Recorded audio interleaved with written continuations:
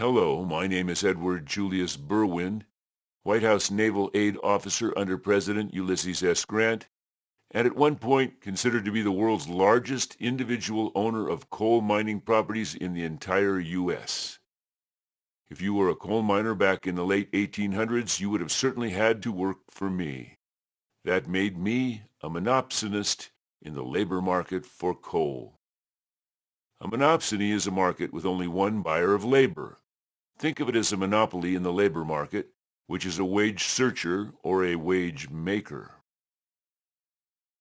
One of the best examples of a monopsony was a mining company like mine in a mining town where it was the single largest employer of labor. Just like a perfectly competitive labor market graph, the graph's y-axis is labeled wages or wage rate.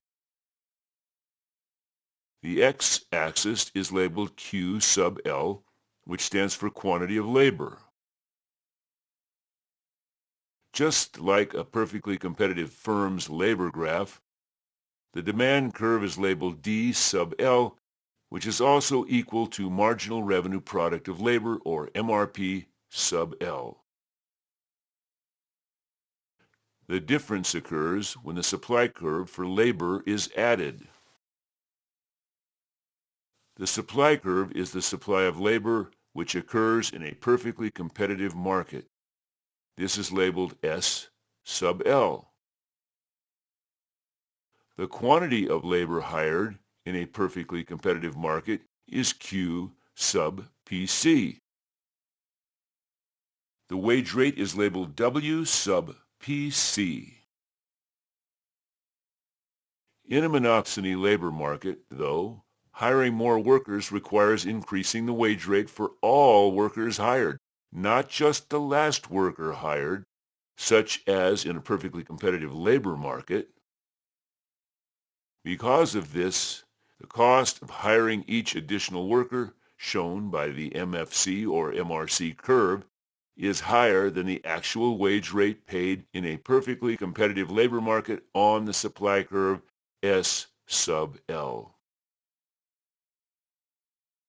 The monopsonist hires workers where the marginal revenue product of labor is equal to the marginal factor cost of labor or marginal revenue cost to determine the quantity of workers hired. To determine the wage rate for its workers, the monopsonist pays the workers the wage rate on the market supply curve labeled S sub L.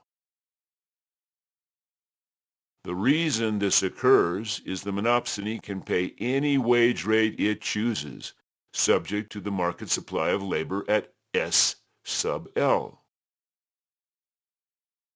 Notice, because the monopsonist hires fewer workers and pays them less than what would occur in a perfectly competitive labor market, this creates a deadweight loss to society shown in gray.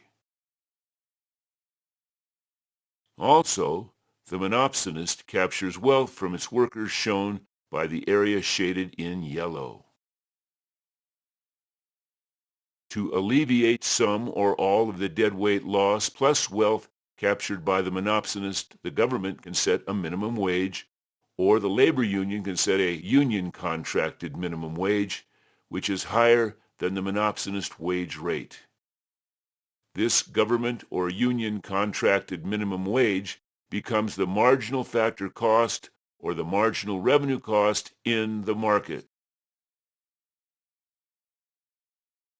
If the government or workers' union minimum wage is set above the monopsonist wage but below the perfectly competitive wage, the quantity of labor increases and the wage rate for the workers also increases.